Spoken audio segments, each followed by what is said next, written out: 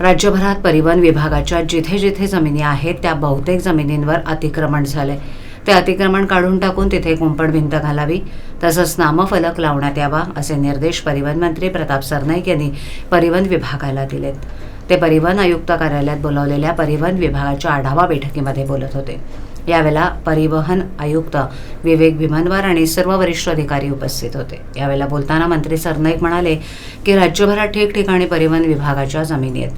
त्या जमिनीवर कित्येक वर्षांपासून अनधिकृत अतिक्रमण झालेलं दिसून येत आहे. याबाबत स्थानिक अधिकाऱ्यांनी सर्वेक्षण करून सदर जमिनी अतिक्रमणमुक्त करून आपल्या ताब्यात घ्याव्यात. तिथे कुंपण भिंत करावी तसंच आपल्या विभागाचा नामफलक प्रदर्शित करावा आणि यापुढे त्या ठिकाणी अतिक्रमण होणार नाही याची दक्षता घ्यावी.